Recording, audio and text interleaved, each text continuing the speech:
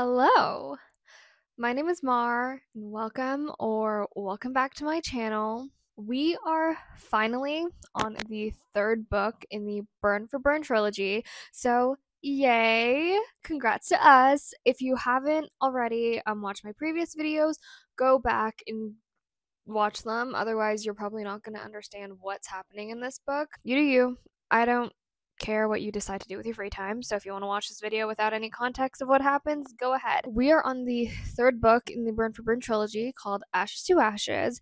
And without further ado, let's just get started with this video because we have a lot to cover. And I have my trusty iPad here with all my notes. So I'm going to give you a summary for book 1 and 2 of the series. So the first book takes place in September and the first half of October. And again, we are introduced to the characters Lilia, Kat, and Mary, who are the three main girlies of the series. And pretty much a series of events leads Kat, Lilia, and Mary to take revenge on those who did them wrong. So Lilia takes revenge on Alex, Kat takes revenge on Rennie, and Mary takes revenge on Reeve. And pretty much at homecoming, their revenge plan doesn't go the way that they planned it, and it lands Reeve in the hospital. So then we get to the second book, Fire with Fire, and that book takes place from the end of October to New Year's Eve. And Lilia, Kat, and Mary are just trying their best to act normal and hide what happened at homecoming since they were the ones that caused all the drama to begin with. Lilia and Rennie aren't friends anymore. Mary is still itching to get more revenge on Reeve, so the girls come up with Operation Break Reeve's Heart, which pretty much Reeve has feelings for Lilia, so they decide that Lilia is going to date Reeve and then lead him on and then leave him hanging on New Year's and pretty much break his heart like he broke Mary's. Like the first book, the plan doesn't go as expected. At the end of the book, Kat and Rennie reconcile and they become friends again. And then Rennie learns what truly happened at homecoming and what the girls did to Reeve. Lilia and Reeve decide to get back together, and Rennie finds out. And also, Mary finds out that she is actually a ghost, and in that process, she accidentally kills Rennie. So Rennie is dead. Now, Lilia and Kat are spiraling about all of the stuff that happened on New Year's Eve. Meanwhile, Mary is ready to learn what she can truly do as a ghost. If you thought the first two books were unhinged, I have to break it to you, but this book is probably the most unhinged out of all of the ones before because I swear, Jenny Han and Siobhan Vivian, they were just like, fuck it. Let's do whatever we want. Let's have fun with this. Teehee goofy vibes. And honestly, I enjoyed every minute reading it. This book is just really entertaining. Plot-wise, it's okay. Just come at it from the approach of just like, this is a stupid book and your reading experience is going to be like 100 times better. Sit back, relax, and let me tell you the plot of Ashes to Ashes. The prologue of this book starts with Mary, and it is the day of Rennie's funeral. So Mary is sitting high up in the church balcony watching everyone from above, and everyone is there at Rennie's funeral. So Kat's family, Lilia's family, Reeve's family. I scan the rafters, the eaves, the statuary. Rennie, are you here too? I keep looking around, waiting for Rennie to show up. Only she never does. She's not here, like I am. So Mary is wondering why she's still stuck on the island, and she says that Reeve still needs to be punished, and not her. The preacher asks us to bow our heads in prayer. I drop my chin and close my eyes. Please let me leave this place. Let me find a way to heaven. Let me rest in peace. When I open my eyes again, the church is empty, the lights are out, the flowers are gone, and I'm all alone. The book then starts with Lilia, and it is the first day back at school since Rennie died, and Lilia and her sister Nadia are on the way to school. I pull into a parking spot and watch for a second as everyone slowly marches into the school. It's like a silent movie. No one is talking or joking or laughing. I wonder, will school ever feel normal again without Rennie here? Rennie's death has impacted everyone.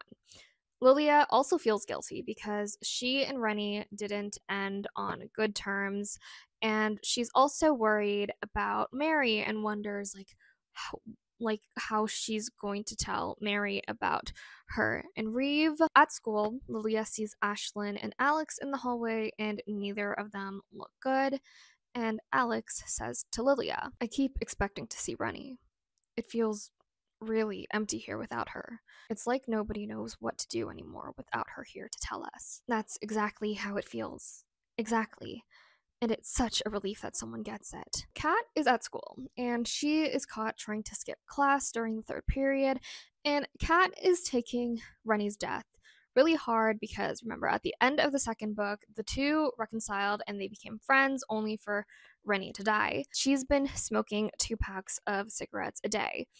And Kat also wishes she could talk to Mary at school, but she says that Mary hasn't shown up. Kat then talks about how most people at the school don't know that she and Rennie were friends and pretty much assume that Kat is happy that Rennie is dead, so they've been giving her dirty looks. After all, I was the last person to see Rennie alive, and at the end we were on good terms. Not like her and Lilia. So Kat also mentions that she hasn't been able to talk to Lilia either since Lilia is usually with the rest of the crew at Rennie's apartment. So Kat is sent to the principal's office for skipping, and she talks to her guidance counselor, Miss Grazzo, who tries to pretty much give Kat advice on like how to mourn Rennie's death. And she suggests that Kat surround herself with friends, and Kat's just like, I would, but they all blew me off. Kat then leaves the office and is hoping to put a note in Mary's locker, and she realizes that there's no lock and that it's empty. So Lilia is helping to clean out Rennie's locker when Kat approaches her. Kat then tells Lilia that Mary's locker is empty. She's like, it's empty. She's been MIA. Kat asks Lilia if she and Reeve are dating. And Lilia's like, we haven't had time to talk about it. So, like, I don't know, but pretty much we've spent every day at Rennie's house trying to get Paige, her mom, to eat. Kat tells Lilia that she needs someone to cry with, and Lilia pretty much apologizes for not being there.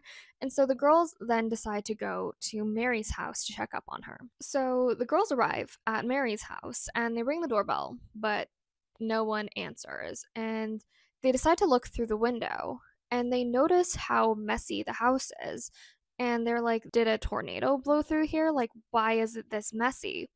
And so Lilia is worried that something bad might have happened to Mary. And she's just like, we need to call 911 just in case there's an actual like intruder inside Mary's house. So after 30 minutes, a cop finally arrives at the house, and it turns out to be a guy that Kat knows and dislikes.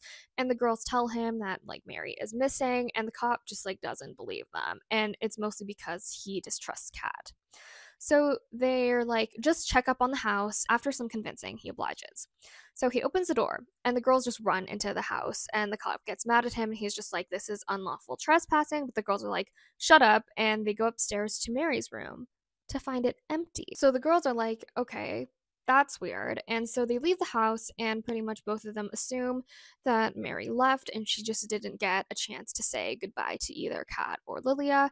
And they pretty much hope that Mary tries to get in touch with them soon. We go back to Mary's point of view, and Mary is perched on the roof of the Jar Island lighthouse, and she's just people watching, and she's pretty much just trying to figure out still like why she's on Jar Island. All those months of pretending, play acting like I was alive, like I was somebody.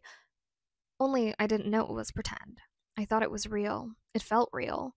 My friendship with Lilia and Kat, that was real. In their eyes, I was alive. I never had friends like them before. It was the only time in my life when I felt a part of something. They made me feel real. For a little while, anyway. If I let go of them, maybe then I can finally move on. To heaven, to hell, to wherever. So long as it's not Jar Island. It is now Saturday night, and Lilia tells us that there is a candlelight vigil for Rennie, and after that, she goes over to Rennie's apartment because her mom, Paige, invited all of Rennie's friends, so Lilia, Alex, Reeve, PJ, Derek, and Ashlyn, and they're pretty much just trying to take care of Paige and share stories about Rennie. And Paige tells the crew that many of the parents on Jar Island think that she is a terrible mother because many of them think Rennie died while drinking and driving, but the actual report of her death was due to a malfunction with her Jeep. In reality, we all know it was because of Mary. So yeah, the friend group is just looking at childhood photos of Rennie, and Lilia goes to get Rennie's laptop from her room so they can watch old cheering videos. And then in her room, Lilia notices that there is a memory stick in the laptop, and she starts going through the files and sees one labeled Homecoming. She clicks on it and she finds a magnified photo of her drugging Reeve's drink. She drags the files into the trash and deletes them. So she's too nervous because she doesn't want to find anything else on the laptop. So Lilia just returns into the room. She's just like, I can't find the videos. And then Alex suggests that they play a drinking game instead. It can be called Remember When, and everyone has to tell a memory of Rennie. And if you remember it, then you drink. Or if you don't remember it, you drink. So the friends start playing, but Reeve begins to shut down and like even more, and he's pretty much unwilling to play.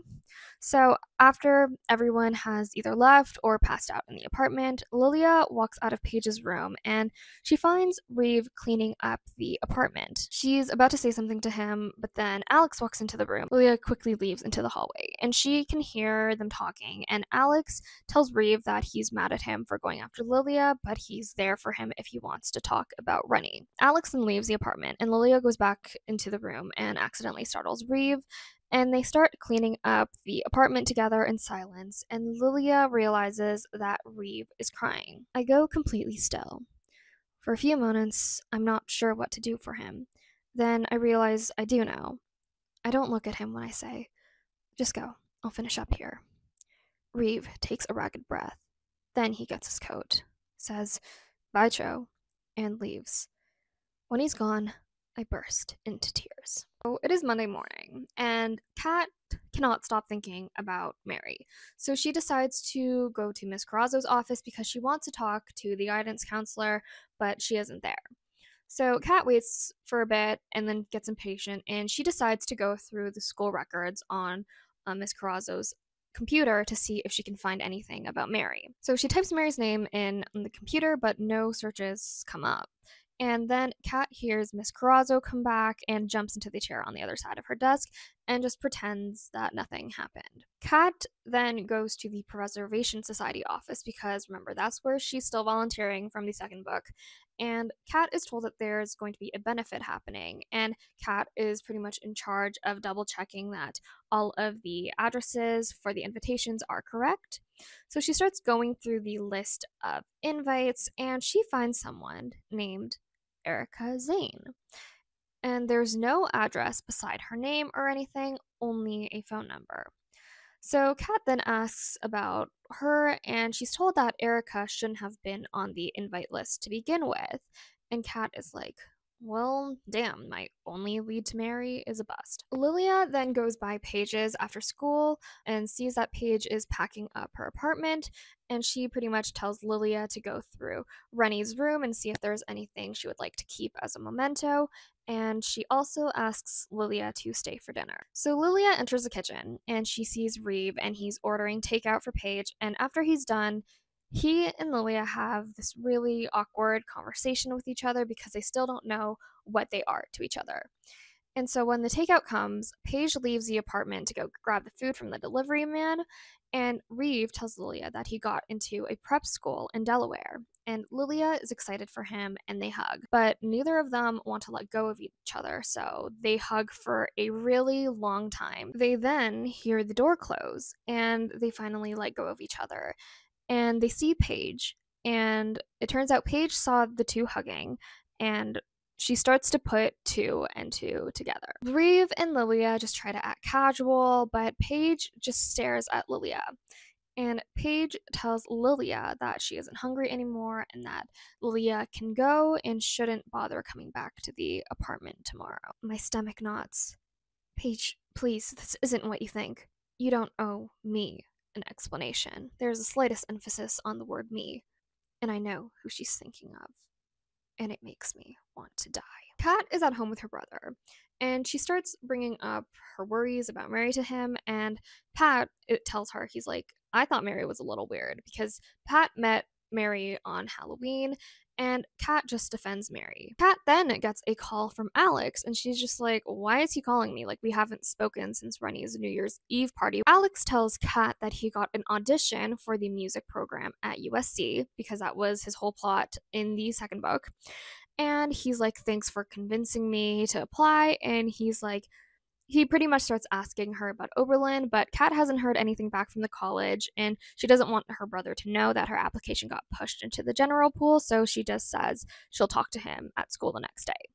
So later that night, Lilia shows up at Kat's house, and she pretty much tells her about how Paige saw her and Reeve hugging, and she's just like, I don't know what to do about Reeve, and Kat's just like, you have to shut it down. And Lilia's like, okay, yeah, you're right.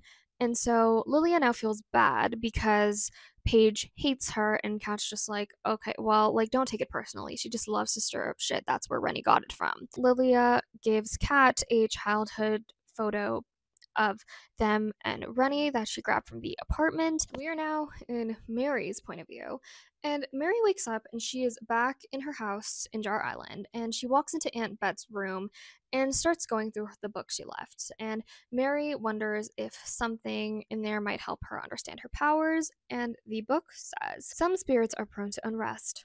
Often they stay close to this world to resolve things they left unfinished. Under no circumstances should one ever inform a spirit that they are, in fact, deceased. It's better for them to remain ignorant of their plight and ignorant regarding the extent of their capabilities, which they will almost certainly use maliciously. Lilia is at school, and Ashlyn invites her to come to the basketball game on the mainland, and Lilia agrees to go since Ashlyn tells her that Alex and Reeve can't make it. Ashlyn picks up Lilia, Derek, and PJ when all of a sudden she says that they're going to get Reeve, and Lilia's just like, what do you mean? You said he wasn't coming.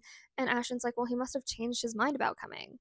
So Lilia, again, is trying to avoid Reeve as much as possible because of their complicated feelings, and pretty much Lilia just avoids him for the entire game. And on the way back to the island, Lilia is shoved into the back seat with Reeve and PJ, and Lilia and Reeve are just trying their best to not acknowledge each other or touch each other or anything like that. So Lilia gets home, doing her night routine, and she's just like, I can't stop thinking about Reeve. So Lilia decides to drive to Reeve's house, and Reeve comes out to meet her. And Reeve's just like, why are you here? And Lilia's like, I don't know, like, I should leave. And Reeve just tells her not to leave. And before they know it, they're kissing, and they continue to have a makeout session. Reeve kisses me again with the confidence of a boy who knows exactly what he's doing. His hands move under my sweatshirt, and I don't even care that they're cold. I just want him to keep touching me. When he's touching me, everything fades mercifully away. And I'm not thinking about what I did to Reddy, what I did to Mary. It feels good to forget, even if it's for just a moment. When I shiver, he stops abruptly and says, you should go. It's cold out here and your hair's wet. Okay, I start to stand up straight. Wait, 5 more minutes. 5 more minutes, I agree. At school the next day, Lilia starts sneezing because of the night before, and Reeve and her share a secret smile. Mary now wakes up, and she realizes she's standing in front of Jar Island High School. And she pretty much walks by her old Spanish class and realizes, okay, according to my schedule, it is Friday morning, but I don't know what month it is. So she sees her old desk, which has always been empty, and she realizes that she never got picked on during class because she never existed in the first place. So Mary feels stupid and gets angry and says that this anger feels good to her. So Mary isn't walking through the hallway when the bell rings and she hears Kat shouting her name, and Mary ignores her and decides to just walk through the door of the janitor's closet until she doesn't hear Kat anymore. And so then after a while, Mary then looks out into the hallway and sees that Lilia and Kat are talking to each other. Lilia is now over at Ashlyn's to work on their English project, and Reeve starts texting Lilia, and he's like, can I see you tonight? And Lilia's like, no, like, I have homework to do. And then Ashlyn gets a text from Derek, and it says that the guys are coming over to use Ashlyn's hot tub, And Lilia's like, okay, yeah, this is Reeve's doing for sure. Lilia and Ashlyn get changed and then go to the hot tub. Alex and Lilia are sitting in the hot tub and they're talking about Rennie, and he tells her that he knew that, they fought the night of Rennie's death, and he's like, that shouldn't be the thing that defines your relationship, and Rennie always loved you as a friend. And then Reeve shows up and pretty much asks Alex and Lilia about what they were talking about, and Lilia's like, oh, like, it's nothing. So Reeve starts to flirt with Lilia, and Alex also does so as well. And Lilia is just like uncomfortable and awkward in this situation. So after a bit, everyone starts to leave, and Lilia stays behind to talk to Reeve. So Lilia climbs into his truck and they pretty much get into an argument. Reeve got mad at Lilia because her and Alex were being cozy in the hot tub, and Lilia was like, yeah, well, we were talking about Rennie, just didn't want to upset you by talking about her. Reeve turns white. What good does it do to bring up the past? She's dead. Talking about it isn't going to bring her back. This thing between you and me is separate from that. No, it isn't. We're the reason Rennie died, and it's eating me up inside. She would have never been driving around that night if it weren't for us. She would have been at her party where she belonged. Stop, Reeve shouts. I jump. He's breathing hard. I just don't want to do this right now, okay? I can't. So just stop. Don't say anything else. Please. So Lilia waits for Reeve to calm down, and then they start making out in his truck. And Reeve then drives to the school parking lot, and they have a conversation, and Lilia's like, okay, we need to keep this relationship a secret still. It is the next day, and Kat is at school. And Alex is talking to her about how he's nervous about playing his songs in front of her. And then they go to Alex's house, and in Alex's bedroom, he's playing his songs for her. And Kat realizes that all of the songs he's playing are about Lilia. And Kat's just like, you have to branch out with your music. Like, find some range, my guy. And Kat and Alex then start talking about Reeve and Lilia and Alex's complicated feelings toward Lilia. And then Kat's like, I gotta change the subject. Like, I can't listen to him talk about Lilia anymore. And Alex realizes that he has one more song that he's working on, and he plays it for Kat. Kat then really enjoys the song. She's just like, yes, like, this is the one you have to play for your audition. Throughout the week, Lilia and Reeve are pretty much just sneaking around to see each other, and Reeve finally invites Lilia to his house to meet his family. This scene is really cute, but it adds nothing to the plot, so I'm skipping it. It's chapter 15 if you want to read it. At the end of the chapter, Lilia and Reeve go for a drive, and they go to the woods, and they pretty much have a conversation about how neither of them likes lying about their relationship, and Reeve tells Lilia that he got into a prep school an hour away from Boston. He wants to go there so he's closer to Lilia for college, because Lilia is going to Boston College. And Lilia says that she wants to continue to have a relationship with him after they graduate. And then they have another makeout session in his car. Kat is in homeroom, and she tells us that it is now Valentine's Day. And on this day, students send each other like roses as Valentines. Yellow roses are symbols of friendship, sold for $1 a stem. Pink roses are for crushes at $3 a stem. Red roses mean true love and are sold for a whopping $5 a stem. On the morning of Valentine's Day, a student council person goes to each homeroom and delivers the flowers, and then the girls compare who got the most. So Kat ends up with getting 12 yellow roses with a card, and when the bell rings, Kat goes to her locker and puts the flowers inside. Then she reads the card. Dear Kat, it was hard to hear, but you were right. My Lilia Cho oeuvre was definitely junior high material. If not for your musical kick in the ass, I don't know if I would have ever found the guts to quit writing songs about Lilia and just tell her how I really feel.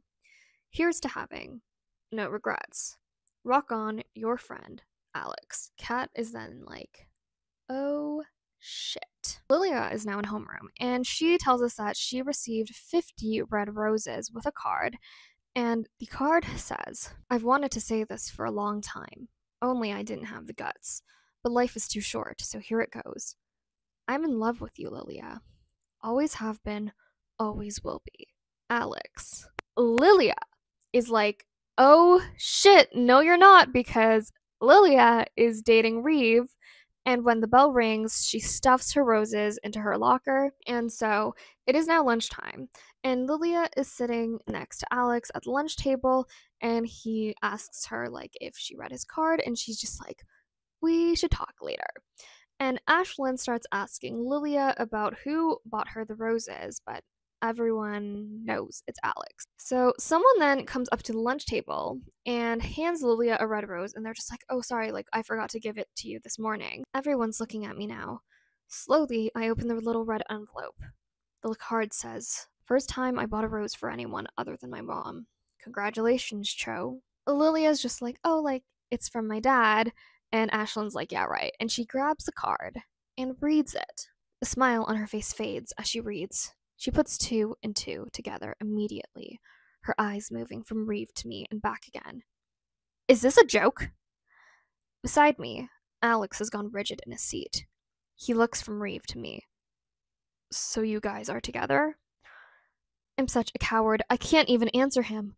All I can do is look down at the table. Then I hear Ash whisper, oh my god. I look up at her and she's staring at me with round, disbelieving eyes. Lil? I open and close my mouth, but I don't know what to say to her. Rubbing his hands through his hair, Reeve says, yeah, we are. We didn't want it to come out like this, but yeah. Alex quickly gathers his lunch tray and stands up. Feel free to throw those roses away if you haven't already. Reeve reaches out to him. Hey dude, listen. Alex doesn't let him finish. He gets up and leaves and doesn't spare me a second look. The entire cafeteria has gone quiet. Everyone is staring at us. Tell me this isn't happening. She's talking only to me. Tell me you and Reeve are not a thing. When I don't say anything, when the seconds pass of me still not saying anything, she hisses, Ren's body isn't even cold, and I feel all the blood drain from my face. So Ashlyn, Derek, and PJ leave the table as well, and Lilia and Reeve are just sitting there like, what do we do now? Kat is walking to the cafeteria when she sees Alex pass and he looks really angry. And so Kat's like, what is going on? And she walks in to see Lilia and Reeve sitting at their lunch table alone. So Kat walks up to them and she's just trying to act casual. And Kat's just like, did something happen? And Lilia just hands her the card with the rose. Kat isn't like, I thought you guys were trying to like keep this on the down low. And Reeve says, wait a minute, DeBrasio knows about us? I give him a Cheshire Cat smile. I thought we were keeping this a secret from everyone. Defensively, Lilia says. First off, I only told Kat, and I swore her to secrecy. And what right do you have to be mad at that? I'm not the one who sent you a Valentine in front of everyone. Reeve and Lilia then tell Kat about what happened at the lunch table, and Kat reassures them, and then she's like, they'll come around. Kat's right. They will. They're just shocked, Reeve says, and pushes some of Lilia's hair behind her ears. And now everyone knows we don't have to sneak around anymore. It's honestly a relief. Lilia and I share a look. Almost everyone knows, and that is a relief. Thank God Mary isn't here to see this. And like, okay, one thing about all of Mary's chapters is that because she's a ghost now, it's sort of like she falls into like these periods where she's like asleep for a bit and then she wakes up when like this force is telling her to. So like, or she'll just randomly be pulled into like random spaces where like events go on. So it's a conveniency thing. Like it's like Mary needs to learn about how all of these events are unfolding. So Mary's usually just there and she'll wake up like when all of the drama is happening. Mary wakes up and she realizes she's at school on Valentine's Day. And she says she feels this magnetic pull taking her to the cafeteria. And she walks in to see Reeve, Lilia, and Kat sitting together. Mary then gets mad because she thinks Reeve is stealing her friends away from her. We aren't friends. They don't miss me. They don't even think about me. If they did, there's no way in hell this would be happening. The very last thing that made me feel like I was human, just a little bit human, is gone. So Mary is mad because Reeve is now friends with Lilia and Kat, and they're just all being friendly to each other. Mary then goes home and she watches these four kids who are walking outside her bedroom window, and she sees that one of the kids is getting bullied, and Mary just feels bad for him, and so she uses her powers to make the tree in her yard fall to scare off the bullies. As I disappear around the corner, I realize it. This is my purpose. This is why I'm here on Jar Island. I am an avenger, an avenging angel sent down to right wrongs. I'm not weak. I'm powerful, more powerful than I know. Me, Kat, and Lilia, we weren't ever supposed to be a team. All along, it has been my responsibility and mine alone. My purpose. That's why I'm drawn to Reeve, because I have a job to do, score to settle, and once I do, I'll finally be free. So yeah, this is Mary's villain origin story, and now Mary is in her villain era. Lily's still at school, and she's trying to talk to Alex at school, and he is just not willing to talk to her. So Reeve tries to comfort Lilia about this, and he's just like, Alex is more mad at me than he is at you. Nadia then confronts Lilia after school in the school parking lot about Reeve, and Nadia is more so like mad at Lilia for just not telling her about this relationship because they're sisters, and she just walks away from Lilia and back into the school. So Mary, Girly is out for revenge, Girly is out for blood, so she decides to start her revenge plot on Lilia first. So she watches Lilia go to the stables, and Mary's like, I'm going to scare Lilia's horse, Phantom. He pretty much starts freaking out because he can see Mary and Lilia can't, and Lilia's just trying to calm her horse down. So Phantom is like freaking out, he almost crushes Lilia, and she pretty much steps out of the way fast, but hoof comes down on her forearm and she just screams in pain. So Stable Boy comes and tries to calm Phantom down as well, but Phantom is trying to get at Mary, who is standing on the other side of the wall, and he knows that she's there. And Lilia and the stable boy pretty much get out of his pen. I hear crying outside Phantom's pen, and I know exactly what she's feeling. It's terrible when a friend you trust turns on you. The second part of this revenge plot is against Kat, and so Mary goes to Kat's boat, and she decides to destroy it. So she uses her power to make like these horrible type of waves that cause Kat's boat to break, because this boat is like a really little, like, it's a little tiny thing. And she says, Sorry, Kat, but you knew what you signed up for. Actually, I'm not sorry, not one little bit. They deserve to be punished. Now, Reeve, he deserves way worse.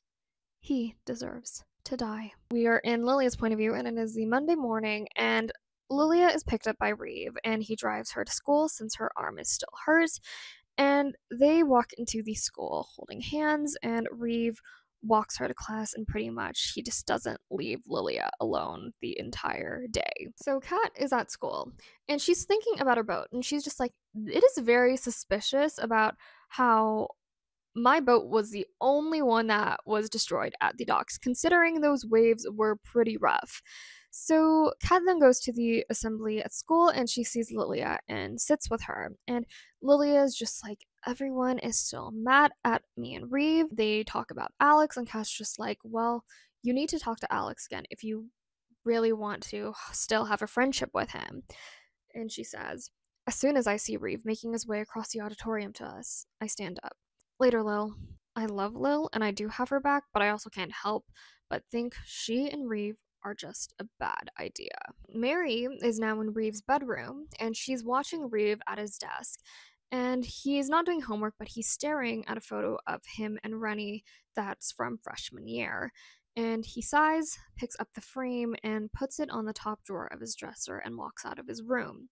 So Mary goes to see what's in the dresser, and she notices that it's just mostly filled of random trinkets, and she spots the pocket knife. So Mary then gets a flashback to the ferry with her and Reeve looks bummed, and Mary asks him why he's upset, and they share a pack of Pop-Tarts together. And Reeve tells her that he stole the pocket knife from his brother, and that his brother took it back from him. Grandpap said he wanted me to have it, he told me. But Luke said I was lying, and he told me to quit being such a baby, and when I wouldn't, he told my dad, and I got the belt. So Mary then feels bad for Reeve, and she decides to go thrift shopping. And she finds a pocket knife that looks similar to Reeve's old one, and she buys it and gives it to him. Reeve doesn't thank her when she gives the present to him, but he is happy with the present. And so now we are back to Mary, looking at the pocket knife in his drawer, and she says that's what she's going to use to kill him. So it is now 3 in the morning, and Mary is watching Reeve sleep. And she has a pocket knife in her hand, and she's inching closer and closer to his bed, but she doesn't do anything to him yet. So Mary then remembers the passage in her aunt's book, and it says that like some spirits can visit people's dreams, and she's just like, I'm gonna try that out on Reeve. So all she needs to do is place her hand on his forehead, and suddenly she's like pulled into his mind or his dreamscape or whatever. So Reeve in his dream is dreaming about football in a big about playing football in this big stadium. Lilia is in the stands cheering for him, and she's wearing like the dress she wore in the second book where she was trying to get Reeve's attention. And pretty much Reeve is about to hug Lilia when Mary steps in front of him. And this startles Reeve, and Mary grabs his face and kisses him. So he pulls away and he's confused about what's happening, and Mary's just like, remember, we met on Halloween, and my name is Big Easy. Mary then tries to kiss him again, and Reeve looks over to where Lilia is, and Alex suddenly appears and whispers something to her, and both of them leave. Finally, he looks back at me. Reeve starts rubbing his eyes as if he's about to wake up. You need to stay a secret, he tells me. I'm his secret. His shameful, terrible secret. So Mary starts to scream at Reeve while pointing his pocket knife at him and tells him that he shouldn't be happy and that he treated her like garbage. The dream then changes, and Reeve and Mary are underwater. Reeve is trying to swim back up to the surface where Lilia is standing at the dock. Meanwhile, Mary has a hold on him and she's dragging him down. So Mary wakes up from the dream and she sees that Reeve is thrashing around in his bed, and then she pulls her hand off of his forehead and Reeve wakes up. He's coughing and gagging, his eyes darting around the room. He clicks on a side lamp, sits on the edge of his bed, and tries to catch his breath. He's panting. He pitches forward and sinks his head between his knees. You're dreaming, he pants. It's only a dream. He lies back down, and after a bit falls back asleep. I curl myself next to him and listen to him breathe. Kat is hanging out with Alex, and Alex is almost done with his song for his USC audition, and Kat is glad that he's not moping around about Lilia and that he's working on his music. And so Kat then tells Alex that she has to meet Lilia, and Alex, isn't really thrilled about just Lilia in general. And Kat just stands up for Lilia, and she's just like to Alex, like, has Reeve apologized to you? And Alex is like, yeah, sorry really isn't in Reeve's vocabulary. So Kat then goes over to Lilia's house, and Nadia's there, and she isn't the most welcoming to Kat. And Lilia explains that Nadia is still mad about the whole Reeve thing and how it's a betrayal to Rennie. And Lilia just wonders, like, if she's still making a mistake with Reeve, and Kat's just like, well, like, I won't judge you for your decision, but, like, I genuinely don't understand why you're with him. And then Lilia's mom comes in and invites Kat to stay for dinner. Lilia and I look at each other. I hadn't thought of it that way, but she's right. We're the only two people who really knew Rennie. We're the only two people who understand that loss. And now Mary's gone too. It's truly just me and Lil. Mary. Girlie is busy. Mary reveals that she has been visiting Reeve every night to enter his dreams. She also reveals that she's at home right now, and she sees 5 women from the Preservation Society standing in the foyer of her house. And the women are there because they have plans to restore the Zane house, but Mary doesn't want them to. And so she ends up scaring them out of her house using her powers. Mary then goes to the Preservation Society building, and she starts walking through the building, but she doesn't really know what she's there for. So she starts walking into someone's office, and she sees a picture of her house, and she thinks that the society wants to steal it from her family.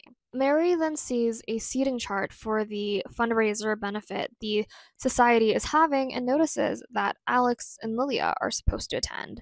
And she sees that there's a post-it note on the available seat next to Lilia, and she guesses that that is for Reeve.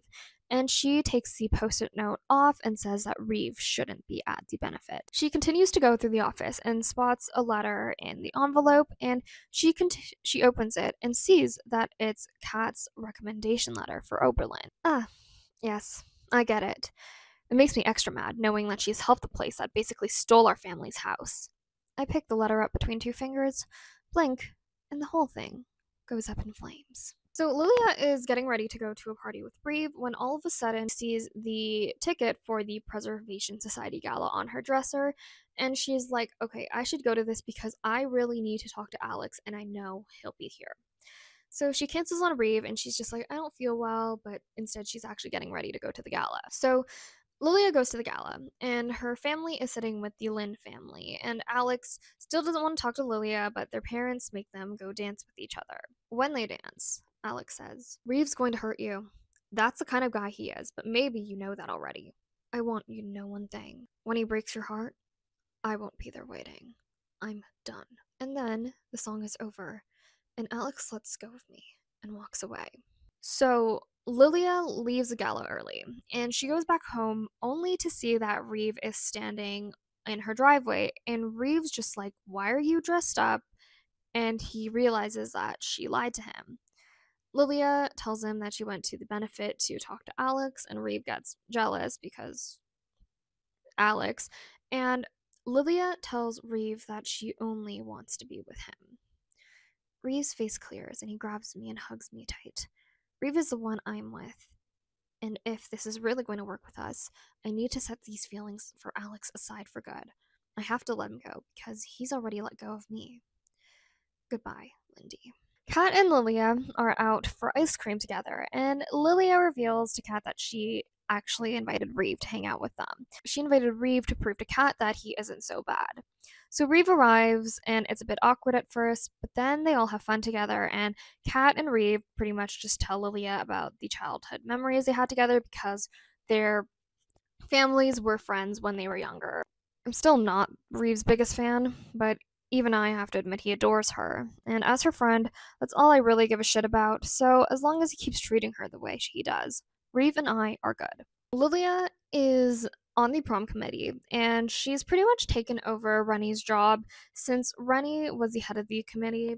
The committee pretty much just consists of their normal core friend group, so Alex is there, and he says that people aren't buying tickets because it's too expensive, and Lilia's like, yeah, ticket prices went up because Rennie changed the venue to the mainland, and she's like, how come no one at this table objected to that? And then, speaking of Rennie, Derek brings up that Rennie booked them their spring break trip, and Lilia's like, I completely forgot about those plans, and she's like, I don't have any information about it because Rennie never told me anything about it. Friends ask Lilia about, like, what happened with our money then, and Reeve and Lilia exchange a look. Guess that Rennie used the money for her extravagant New Year's Eve party. Lilia just tells them, she's like, I have no idea. And pretty much everyone blames Lilia for ruining their trip, which I'm like, okay, I guess she's the scapegoat. And so Alex then tells the friend group that his uncle will probably let them use his yacht, and so they start making plans for spring break on his yacht, and Reeve and Lilia both have a feeling that they are not invited on this trip. Now we're in Kat's point of view, and Kat is at a funeral parlor, and she's confused, and she sees a bunch of people paying their respects, and she realizes that she's at her mom's funeral. She then sees Reeve and she's like, is this a dream or a memory? Rennie then suddenly appears and she's just like, oh, it's a dream. And Rennie is wearing this pink sleeveless dress, and she says that this is a dress she wanted to wear for the funeral, but Kat didn't let her. And Kat just tells Rennie that she was like, I was worried you weren't going to show up because I told you not to wear this. And Rennie smiles and she's just like, of course I was going to show up. Like, we're best friends. Rennie was a good friend, mostly. She was there for me when it really counted. I'm glad we made up before you died, I tell her, hugging her back. She groans. Ugh, I freaking hate that girl. As soon as I let go, Rennie disappears. Wait, Ren. So Rennie was indicating that it was Mary she hates, and Kat sees Mary in her dreams, and Mary reminds Kat that Rennie made her life a living hell. And Kat's just like, yeah, but we made up. And Mary just calls Kat a traitor and a terrible friend and a liar. And she pushes Kat towards her mom's casket. And Kat tries to fight back and closes her eyes, and Mary just screams at Kat for her to open it, and Kat is still fighting back. So Kat then hears her mom's voice, and she opens her eyes, and her mom is standing next to her, and she looks healthy, and Kat clings to her mom, and she's just like, I have no idea what's wrong with Mary, and her mom tells her that Mary is lost, and that makes her dangerous. Kat wakes up on the couch, and her dad and brother are just like looking at her, and Shep is there and he's barking like mad, and Kat's dad's just like, you probably had a crazy dream because you were thrashing in your sleep. It is the next day, and then Kat is at school, and Alex invites her on the boat trip for spring break, and Kat's just like, are Lilia and Reeve going? And then she realizes that neither of them got invites for this trip. She chastises Alex for this, and she's just like, I'm not close with any of your friends. Like, why are you not inviting the two people I'm actually close with? And Alex pretty much just still tries to convince her to come, and Kat's like, I'll think about it. Kat then sees Lilia in the hall, and she's just like, do you know about this trip and all that? And Lilia's just like, just go. Like, I know I knew I wasn't gonna get invited. Like, just go, have fun. It is spring break, and Lilia learned that she's been accepted into Boston College, so yay, good for her. It is now Friday, and Lilia is looking at pictures of Alex's boat trip and how much fun everyone is having. And then Lilia goes to the back of her house to hang out with her sister and her friends by their pool. And Reeve comes by and surprises Lilia, and pretty much they all have fun at the pool with Nadia and her friends. Lilia and Reeve are then sitting together in the back watching the sunset. I lean back against him and say, remember when we first met, when the house was being built? You were here with your dad, and we were playing tag, and you ran right into the room with fresh cement and ruined it? I burst into giggles. My dad beat my ass for that. It was worth it, though. You had on a frilly dress like you were going to a piano recital, and you were such a little bitch. I'm rich, and this is my house. I slap him on the chest, and he fends me off, and we just sit there watching the sun dip away. I love you, Cho. A smile spreads across my cheeks. Duh, I say. You're such a brat, he says, pulling me closer. You knew what you were signing up for, I say. He laughs, and then I say, I love you, too. Reeve then hands Lilia a small box that contains a necklace. Now, in Kat's point of view, and Kat is on the spring break trip with Alex and his friends, and she's actually having a fun time. Ashlyn and Kat start talking about prom, and Kat's just like, I don't know if I'm gonna go, it's so expensive. It's crazy the things that have happened this year. How much I've changed. Everything that I thought was set in stone isn't. It makes me excited for the future and all its possibilities. Anything can happen. Suddenly, I have the overwhelming urge to talk to Mary, and I want to tell her how much better life gets if you give it a chance. I want to tell her to let go of the Reeve drama once and for all. I want to tell her that I miss her. Lilia, Reeve, and the rest of Lilia's family go out for dinner to celebrate Lilia getting accepted into Boston College. It goes well, and her parents like Reeve. Mary is in Lilia's bedroom, and she's waiting for her to come home from dinner, and Mary reveals that she's been following Reeve and Lilia around all day. I could have stopped them at any time, crushed his perfect day. I wanted to so badly. But then I thought, why? Let him have it. That way, it'll hurt all the worse when I take everything away. I'll be so much stronger and way more powerful if I wait a little longer. Tomorrow, that's it. Tomorrow's going to be hell on earth. My day of reckoning. Lilia gets everything she wants.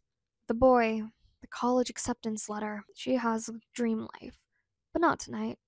I'm going to ruin her dreams tonight. Lilia comes home, and she's about to go to bed when Nadia comes in and tells her that she thought dinner with Reeve went well, and she apologizes to Lilia for just being so terrible to her.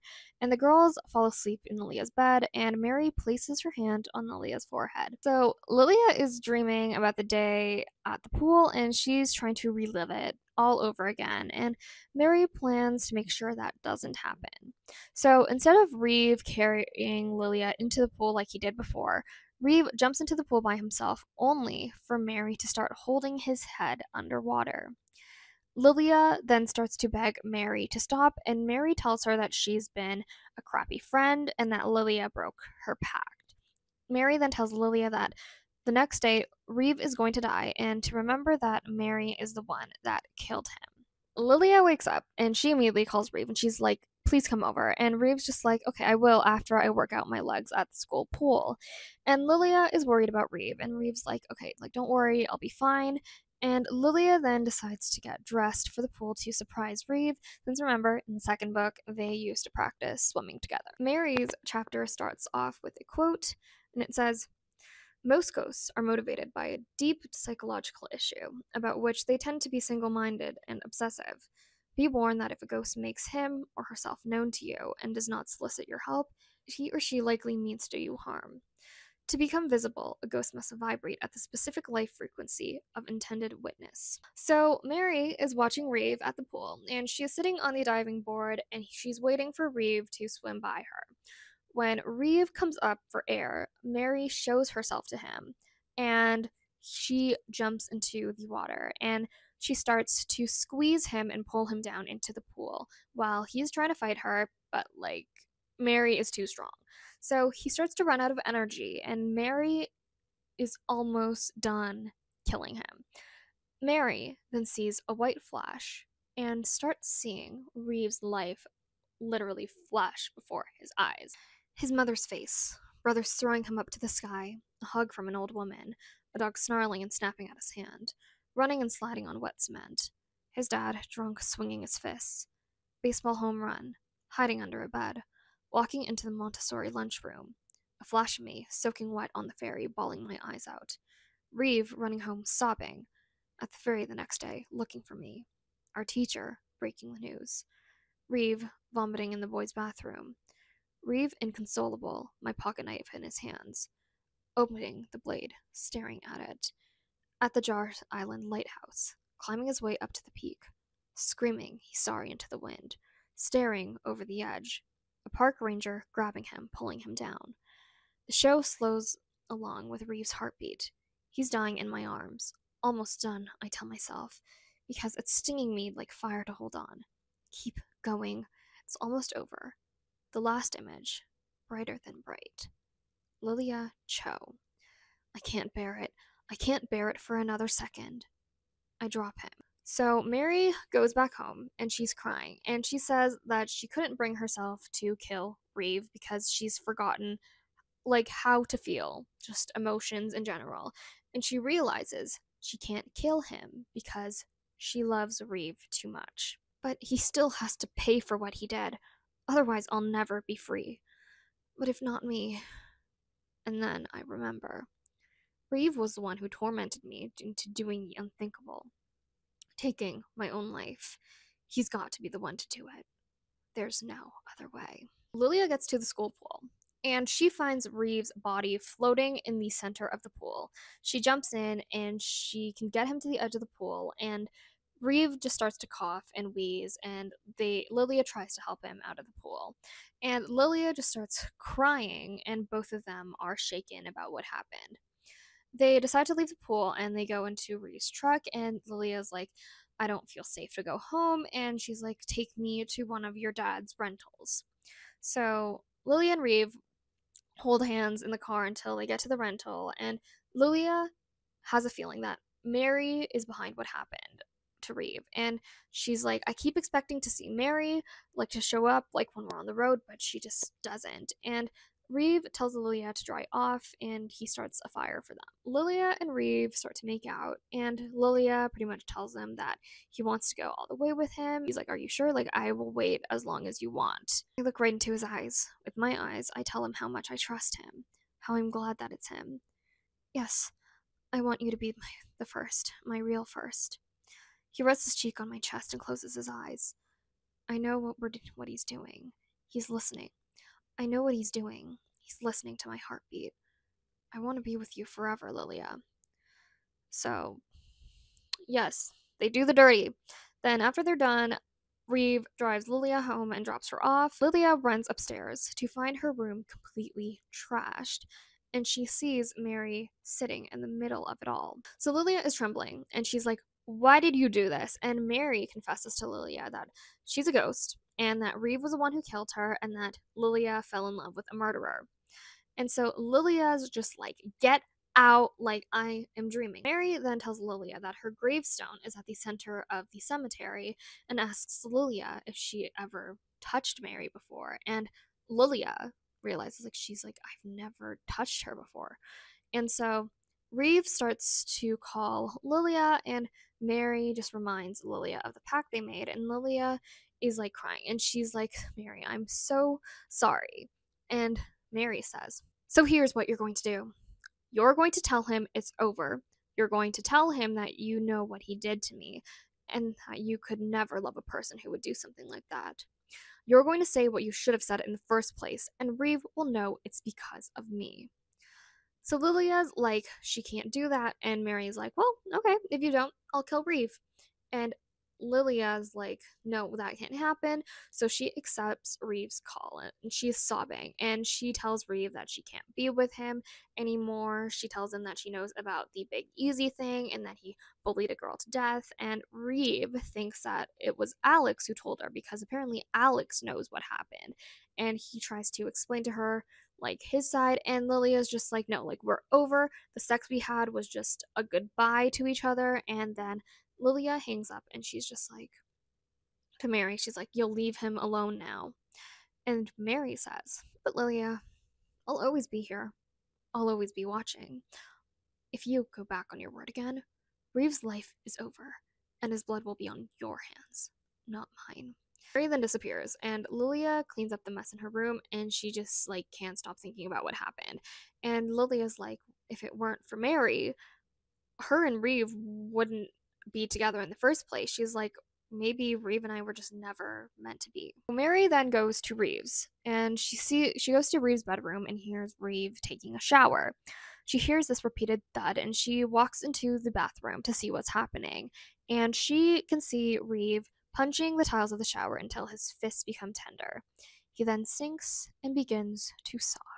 It is the next morning, and Leah is in her bedroom, and she's crying, and her dad comes into her bedroom. He's like, Reeve is at the front door to talk to you.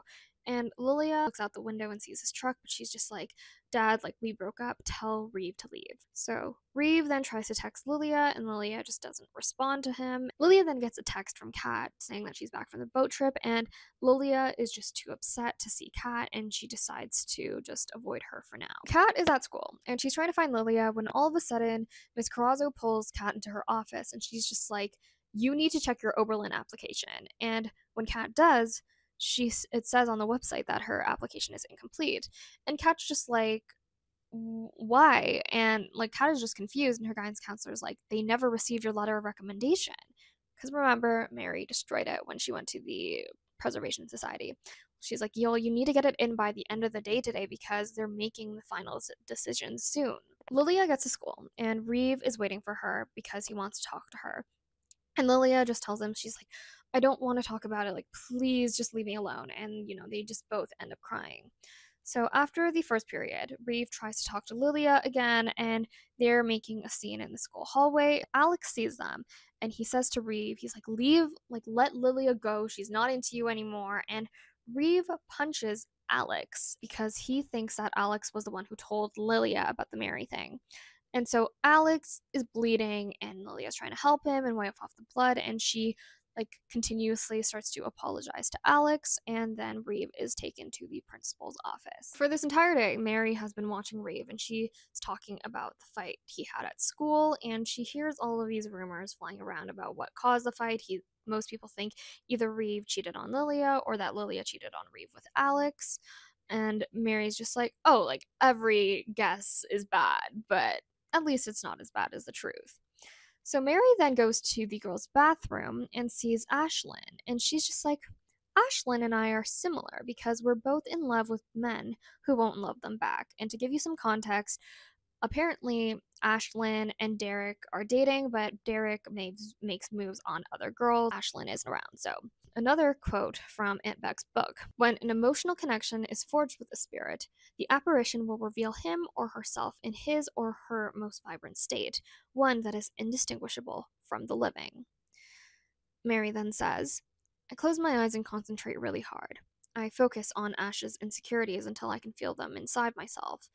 It's like two notes. I make myself in harmony with her. It reminds me of the first time I met Kat and Lilia. It feels like that, like we are completely in harmony with each other. So Mary then appears in front of Ashlyn and starts to spread this rumor about how Reeve has always had violent tendencies, and so what he did to Alex isn't surprising at all.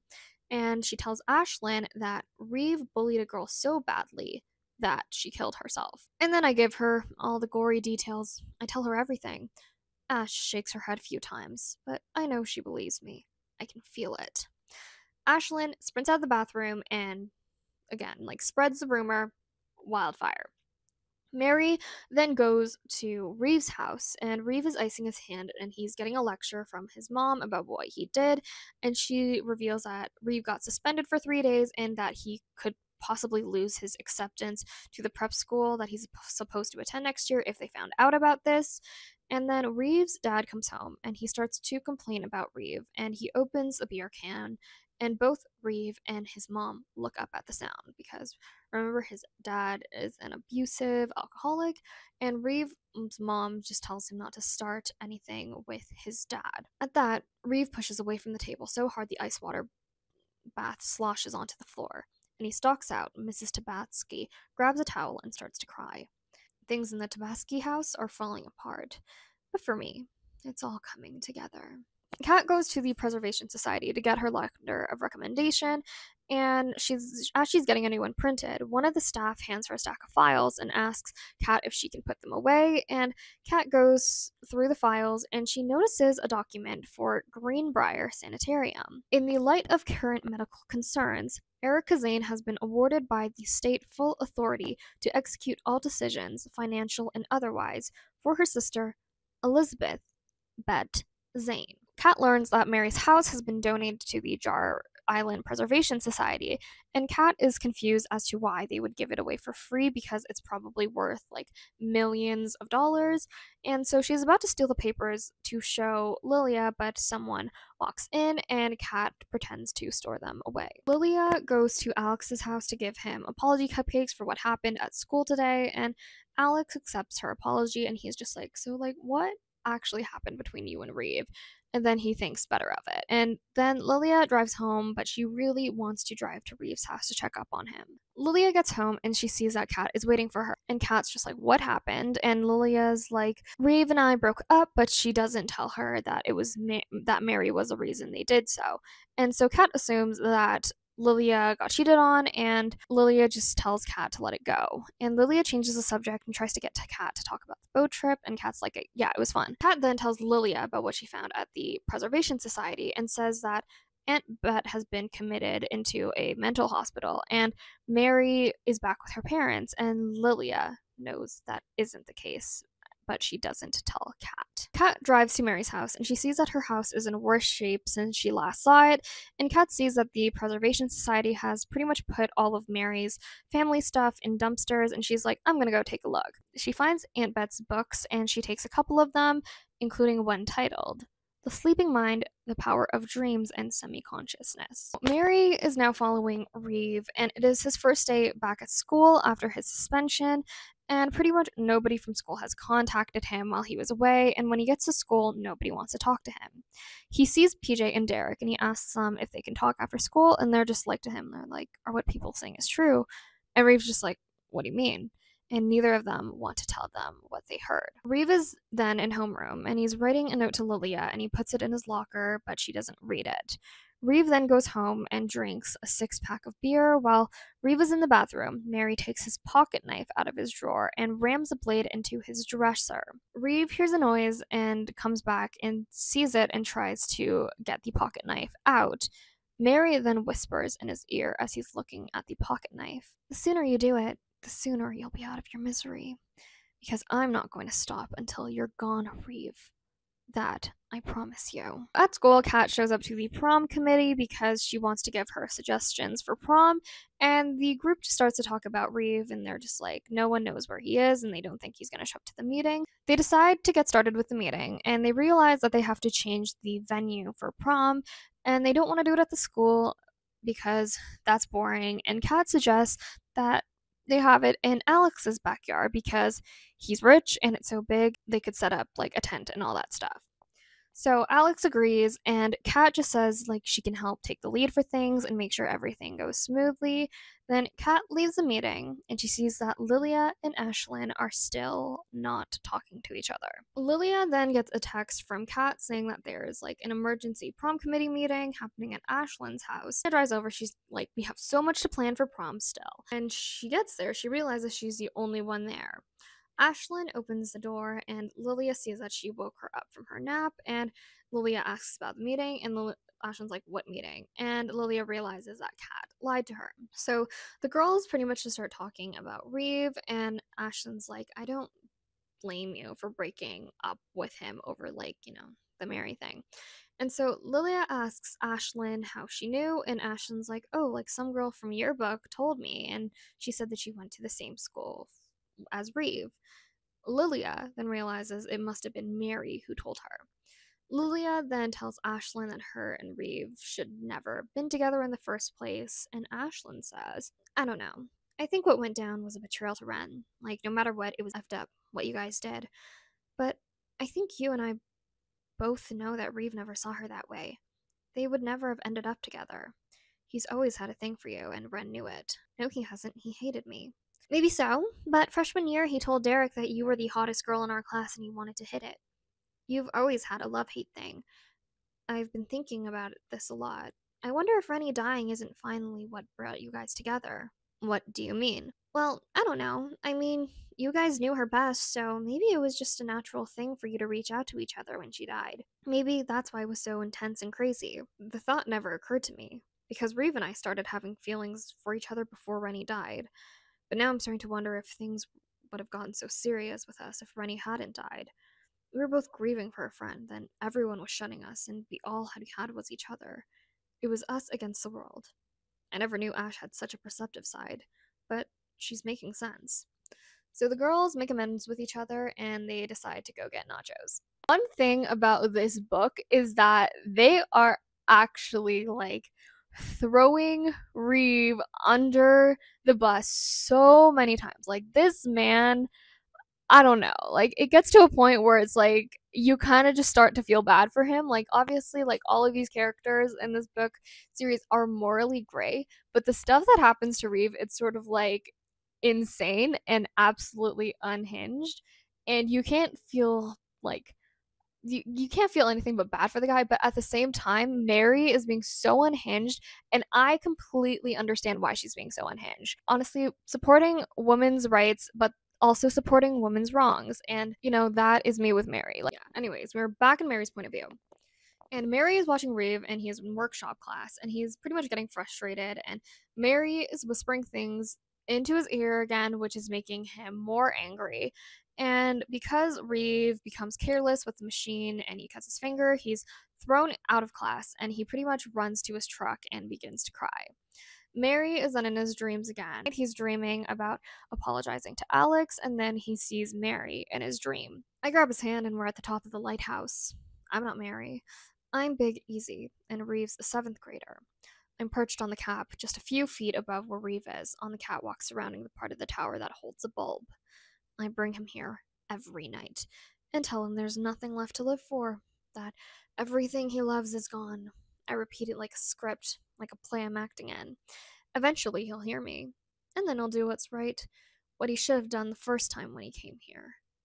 He'll jump. Lilia is at the school sport banquet with her friends, and she sees that Reeve is attending, and Lilia can tell that he is drunk.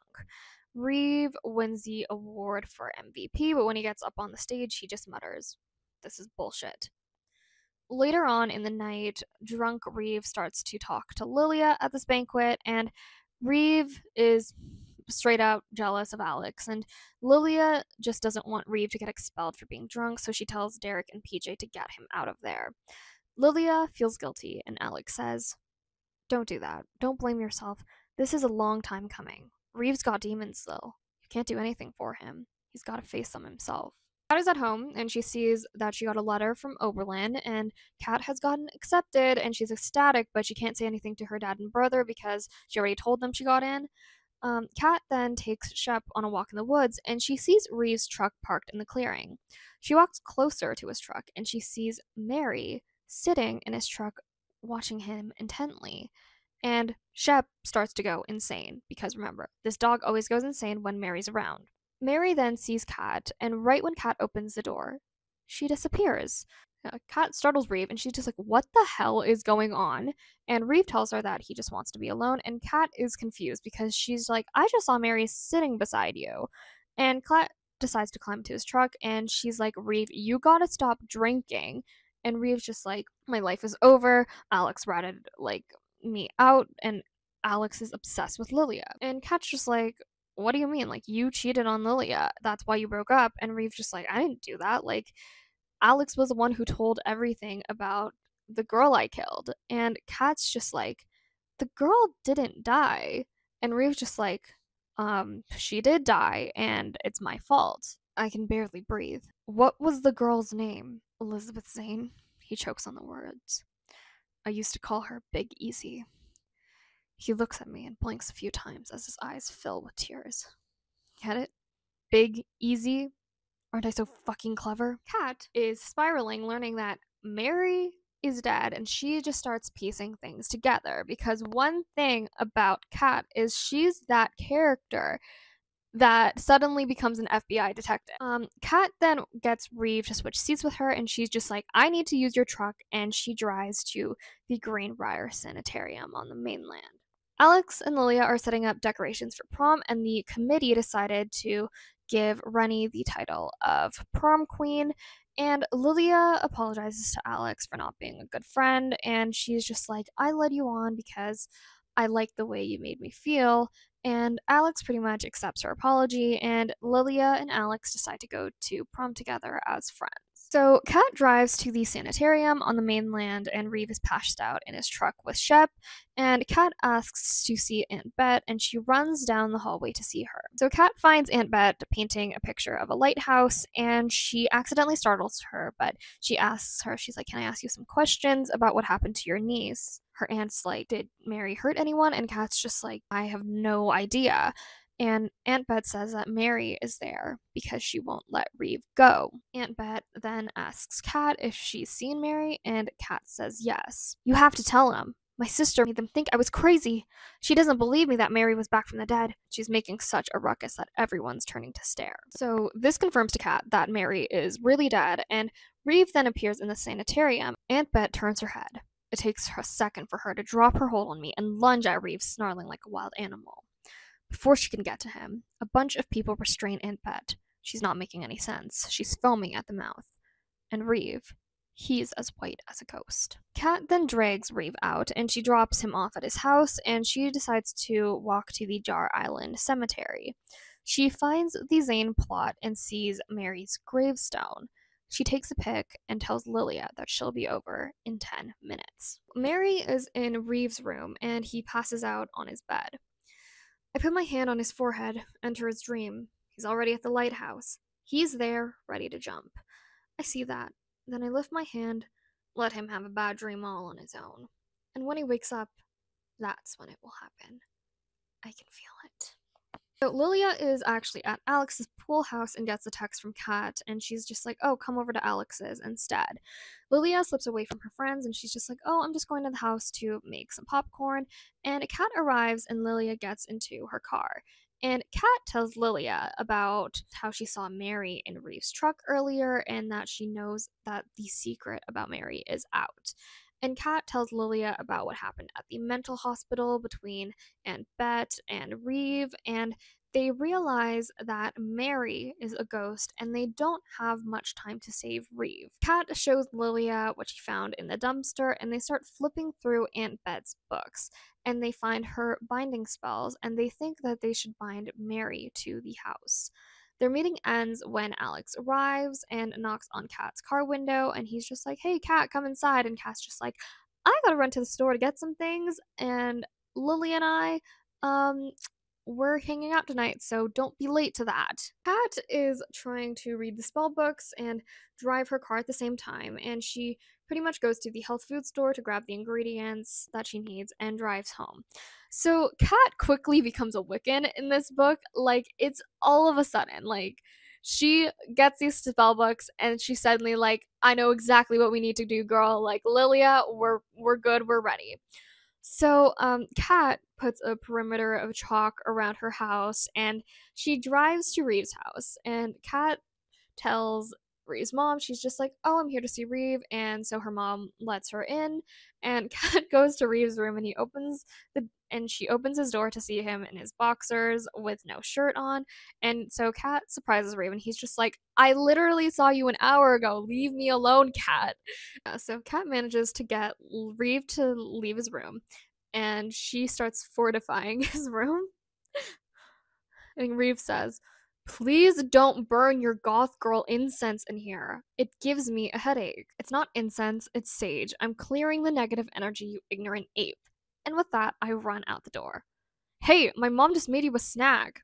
Reeve and Kat are like the comedic duo that like we needed in this book. Like I wish they had more like scenes together in the first two books because every time they appear in this book, like I have such a great time reading it. So Kat then calls Lilia and she's just like, I found a spell that can protect our houses and I just did it to Reeves. And then she says, there's one more thing. To do the most powerful binding spell, we both need to bring something that's precious to us to sacrifice as like an offering. I think we have to do it. I don't know how strong Mary is, and I ain't doing this twice.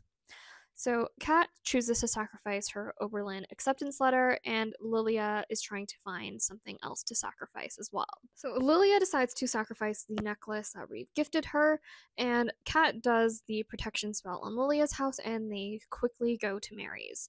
So they get to Mary's, and the girls and Shep enter Mary's house so they can do the spell, and they notice that the house just feels really cold. And so Kat starts to prepare the stuff for the spell while the girls head upstairs to Mary's room. And the girls are in the hallway and they can just feel her presence. They realize that the spell has called Mary home. And so Lilia starts to close the door to the bedroom when Shep starts to bark. I close it fast, and Kat winds the string while I throw down the salt. Kat looks up at me and smiles. Then the bedroom door starts to quiver and shake like someone inside is trying to rip it off the hinges. Shep lunges forward, teeth bared, fur standing up on end. Each door we pass starts to do the same, as if there's a spirit behind each one, or maybe Mary is just everywhere. The girls then head downstairs as they sacrifice their items by burning them. I swear I see someone streak past me from the living room to the kitchen. Shep breaks free from Kat's hands on his leash. Shep! Shep! Kat lunges to grab his leash, but it slips through her hands. He only gets a few feet away from us before the floor splinters violently. A board snaps in half and slices him straight through the belly like a wooden sword. He makes a sickening cry, and the sound goes right through me. Kat starts crying and picks up Shep, and Lilia has to drag Kat out of the house because it isn't safe for them to be there. We run as fast as we can to Kat's car. We put Shep in the back seat, and Kat's back there with him, her head bent close to his, tears falling onto his coat. She has blood on her shirt, blood on her arms. So do I. I get into the driver's seat and gun it out of the driveway. I look up and see Mary in the window, expressionless, sedate, trapped. So for the next 2 days, Kat stays at Reeve's house to make sure that the binding spell is working, and she also just takes out her Shep grief on Reeve and starts to order him around like a dog and gets him to clean up his act. Kat then drives to Mary's house to make sure that the spell worked and that Mary is still there. As soon as my car pulls up along the curb, she runs to the window in her bedroom and pushes her palms up against the glass. It scares the shit out of me, and I burn rubber the hell out of there. So Kat and Lilia are now trying to figure out how their lives can go back to normal, and the girls just decide to stop talking about Mary and distract themselves with their prom instead, and Lilia helps Kat find a dress for prom. It is now prom night, and Alex and Lilia are taking pictures since they're going together as friends, and Alex goes to find Nadia because his mom wants them to take pictures of them together. And so while Alex is gone, his mom tells Lilia that it's a possibility that Alex and Lilia will be in Boston together, and Lilia is confused because she's like, no, like Alex is going to USC. My cheeks flush. Alex could be in Boston with me. I'm flooded with memories of our great weekend together there, when we almost kissed. I don't want to assume he'd be going for me, obviously, because we're just friends. One thing I do know is that Alex giving up his dream is the last thing I want. Kat gets ready for prom and heads over to Reeve's house with her dad and brother because Kat and Reeve decided they are going to go to prom together as friends. Like I don't ship like Reeve and Kat together at all, but them as a comedic duo, that is what I like to see. Like, they are so funny when they're together. Lilia's now at prom at Alex's house, and she's watching Reeve and Kat dance together on the dance floor, and they both look happy. And Reeve walks off the dance floor, and Lilia goes to talk to him. So Reeve apologizes to Lilia for not telling her about the Mary thing, and everything he said to her when he was drunk was out of line, and Lilia apologizes for the way things turned out, and she would like them to be friends. Reeve shakes his head. I don't think I can do that. I'm sorry, I have to be honest. All night I'm thinking how it was supposed to be you and me. I know you don't want to hear that, but we were supposed to be at prom together, Cho. I'm never going to not want to be with you. I mean, I still love you despite all the shit that's gone down. I would do anything to be with you. So, no, I can't be your friend. I know why you can't be with me now. What I did, what people here think of me, I get it. But school's almost over, and in a couple months we'll both be off to our island. I'm still going to Graydon in the fall. I'll be an hour away from BC. I'm not giving up on you. On us. And then he's pulling me against him, his mouth on mine, and I'm kissing him back. I can't not be kissing him back. The smell of him, the way he tastes, I'm drowning in it. How right it feels. How good. Between kisses, he says. Please find a way to forgive me for what I did. I love you. I love you so much, Lilia. It wakes me up. Lilia remembers her promise to Mary, and she starts freaking out that Reeve kissed her. And Lilia tells her, she's like, don't do that again, and she runs away. And she runs into Alex, and she's just like, I have to leave. And Lilia tells Alex that being there with Reeve is just too much, and Alex says that, and she's like, being there with Reeve is too much, like, being here with Reeve is too much, and Reeve's like, he won't get over me. Reeve overhears Lilia and says, I'll never bother you again. You don't have to worry anymore. And then he's gone. So Lilia is about to chase after him, but Alex stops her, and Lilia tells Alex that, like, she's like, you don't understand, like, what's at stake. And Alex is like, okay, calm down, like, I think we should find Kat, the spell. I don't say anything. I just turn and run back toward prom. Mary is sitting in her bedroom when all of a sudden the door swings open. Mary walks out and recognizes the spell that Kat and Lilia did. So Kat unintentionally sacrificed Shep for her sacrifice, and Lilia decided to give up Reeve to bind Mary. One of them must have gone back on their sacrifice if I'm free. There's no doubt in my mind who to thank. Kat and Lilia are dangerous. They know my secret, and worse, they now know how to control me. I can't let them do that again. I won't be bind here for all eternity. I'm leaving. Tonight. Before they know I'm even gone. I close my eyes and try to feel him. Find him. Lilia finds Kat, and she's just like, Kat, I think I broke the spell because Reeve and I kissed, and Kat's just like, where's Reeve? And Lilia's like, he took off after hearing what I said to Alex.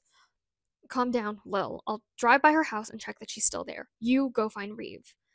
The last thing I tell Lilia is that everything will be okay. I hope Mary doesn't make a liar out of me. Lilia spots Reeve's truck on Alex's driveway, but she notices that he's not inside and sees that he left his keys in the truck, and she decides to drive it. She finds Reeve walking down the road with a bottle of liquor, and she's just like, get in the truck, man. And so he gets in, and in the middle of the street, Lilia sees Mary. Reeve is confused about what's happening. He's like, and about what's going on, and Lilia's just like, it's Mary Zane, Elizabeth. Reeve's eyes bulge. What did you say? She's been trying to hurt you, Reeve. Her spirit, she's a ghost, Reeve. She's come back here for you. We're speeding along. We have to get off the island. She can't leave. This This book is so insane. It's like, I can't take this seriously. Oh my gosh, like every single time I read these quotes, I just want to laugh. Oh my gosh. Okay. Lilia tells Reeve that he needs to get on the ferry and not come back until like Lilia gives him the okay. And Reeve's just like, I'm not gonna leave without you. And pretty much Lilia just drives the truck onto the ferry. Standing in the parking lot right in front of us, in that gauzy white dress looking like an angel, face twisted up and screaming for me to stop. I spin around and look through my rear window. She's staring back at me. She doesn't move. She just watches Reeve and me, then disappears as the drawbridge is lifted and the ferry pulls away from the shore. Kat runs home to grab her car and drives to Mary's house, and Kat runs into the house and tries to do the spell again, and Mary shows up. If at first you don't succeed, quit and try something else. You almost had me. I'll give you an A for effort. Too bad Lilia didn't keep her end of the bargain. So Mary starts using her powers and she's making it hard for Kat to do the spell. She uses her powers to grab Kat and throw her against the wall, and Kat is like losing consciousness, but she tries to talk to Mary because she still wants to help her. Mary steps in between me and the candles. Lilia is still in love with Reeve. He's all she cares about. That's why the spell was broken. That's why she's on the ferry with him right now, saving him and leaving you to die here. Right now. She spins and lifts her arms. The rest of my stuff falls out of my bag. The salt and the lavender fly around the room. The candles roll in opposite directions. I keep crawling, but then I feel myself being lifted up. And then everything goes black. This next chapter, I swear, these next couple chapters are just gonna get more unhinged from here, so be warned. So Lilia jumps out of Reeve's truck and tries to see where Mary went, and Reeve and Lilia go up onto deck so they can talk about Mary, and Lilia's like, I'll explain this to you later, and she jumps off the ferry and into the water, and she swims to the dock and starts running to Mary's house.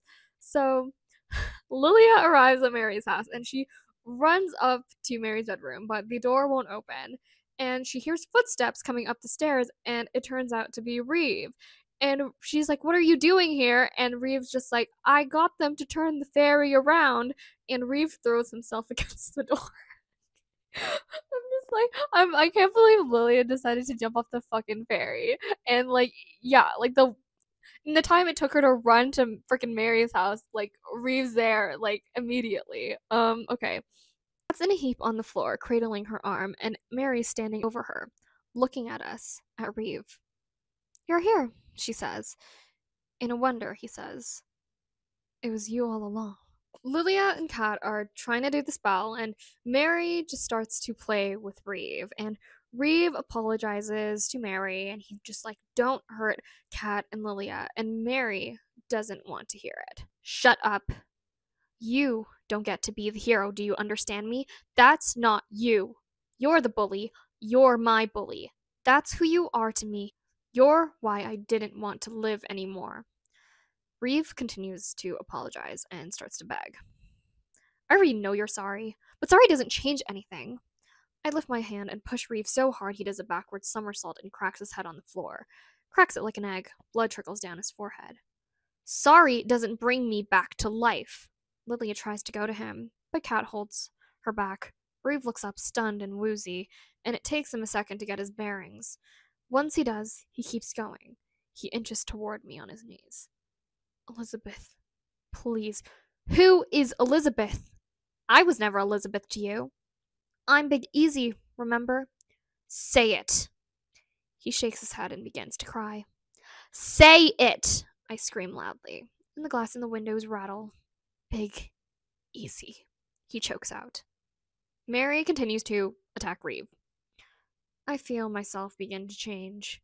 Lilia, Kat, and Reeve, they see it happen. Their faces are white with shock. The prom dress, the long blonde hair, it all goes away. I become Big Easy, fat and dripping wet. Mary tells Reeve that there's only one thing left for him to do. With a flick of my hand, the pocket knife, the one I gave Reeve, appears out in thin air and hovers in front of his face. "Kill yourself." Lilia screams, "No!" as Reeve takes the knife into his hands. Reeve tries to push them both out of the bedroom. Kat breaks free easily, but Reeve's got a better grip on Lilia. She fights him with all her might. "Please, Mary, don't do this!" I lift my hand and send Lilia and Kat flying into the hallway. Then I close the door and lock the lock. It's just me and Reeve. At last, the way it was supposed to be. So, Reeve takes the knife to his wrists and cuts them. Mary watches him and can feel him dying. The knife is lying on the floor next to me, flayed out and streaked. I gave him that gift with all my love and all the love in my heart. It wasn't supposed to be for this. I reach up to my neck and touch the gnarled, blistered skin. It burns hot like fire. I feel the squeeze of the rope choking away the last bit of me that still feels like I could be real. I'm the one. I did this to myself. Nobody made me do it. I open my mouth and scream. Hands fly up to cover ears. The window panes shake and shake and shake from my decibels until they explode and shower the room in crackling shards, and the doors burst wide open. Lilia and Kat rush inside. Kat tears at her dress, and the girls try to stop Reeve's bleeding. I watch, motionless, as the flames flicker and hop to my bare mattress, what's left of my dresser. The room begins to fill with the blackest smoke. I never meant for this to happen. So the floor of the house starts to open up, and Kat and Lilia are trying to get out with Reeve. And Mary realizes that she did this to herself, and that they're going to die if Mary doesn't do something. I killed myself trying to teach Reeve a lesson, to show him how badly he'd hurt me, to punish him for what he'd done. I was the only one who was punished. I did it to myself, and I'd give anything, everything, to go back and do it over again. The flames are an orange wall closing in on them. Lilia and Kat, my friends, the only real friends I've ever had, and Reeve, the only boy I've ever loved. A boy who is so sorry for what he did to me, who'd take it back if he could. He can't, but I can. Not for me, but for them. I concentrate as hard as I can, and I hold back the fire for them. The flames hiss away from me as if I were a force field. I wrap myself around the three of them and carry them to the window, the heat on my back. And then, the warmth and the light, they move through me. They envelope me. And I'm changing again. This time into something new. And I'm gone. Lilia, Kat, and Reeve make it outside, and they are watching Mary's house go up in flames. Sirens wail in the distance. Whatever brought Mary back, whatever brought us together, it's over. Mary is gone. Kat sobs against me, full body racking sobs, and I hold her tight. I hear the sirens getting closer and closer. I feel Reeve's pulse. He's alive. He's free. We all are. Because whatever Mary was in the end, she saved us. So, we have made it to the end of Ashes to Ashes, or the Burn for Burn trilogy. There's an epilogue, which I will tell you. I will give you a summary of the epilogue. But it is the worst epilogue that I've read in a really long time. The Burn for Burn one isn't that great. I don't know why they would write an epilogue to begin with for this book series, because I genuinely don't think it adds anything to this book other than, like, I don't know, it doesn't add anything to the book. If anything, I think, like, for most people, the epilogue is what ruins this book, because it's just not good. I have a lot of thoughts about it. So let me just give you a summary of the epilogue. So pretty much the night of prom changed Lilia, Kat, and Reeve forever. So we'll start with Kat first. And so Kat decides to not go to Oberlin College. So pretty much the college she was working to get into this entire trilogy.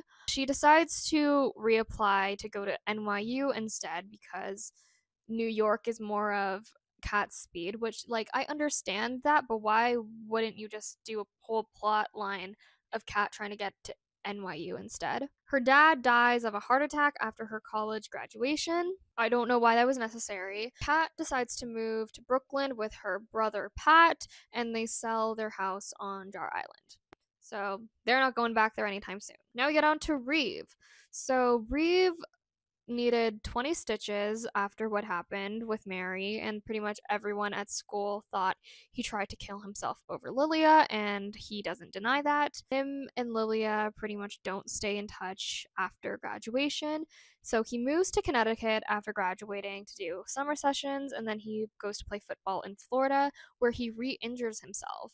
And then he just takes over his dad's business with his brother, which, like, okay, I understand not giving reeve the most happy ending for an epilogue, but also, like, why would you build up so much stuff with Lilia for them just like to not speak to each other ever again? Like, that's kind of a waste of a lot of readers' times. Now we are on to Lilia. So Lilia goes to Boston College, and pretty much her family moves back to Boston after Nadia graduates high school, and they decide to keep the house on our island, so now they're just like back to being summer people there. Lilia reveals that Alex went to USC for school, and Alex and Lilia start dating. I have so many thoughts about this because I just don't think that Lilia deserves to have Alex as a boyfriend. Like, Alex was literally the one that was always there for her. He was always ready to like be in a relationship with her, and Lilia just didn't want to give that. And the way that it's written in the books, it's sort of just like Lilia couldn't find anyone that she really liked. Alex like said that Lilia ruined like girls for him because he couldn't meet anyone as extraordinary as Lilia. And it's just like weird to me because like Lilia never showed Alex like any time in day. Like, she was just nice to him because they were best friends, and then all of a sudden they're dating. Like, I genuinely don't think Lilia deserves Alex for real, because for Lilia, it's like all of the characters are like morally gray, but at the same time, a lot of the times I see Lilia as low-key being the main villain in this book series. Mary's technically the main villain for like this one.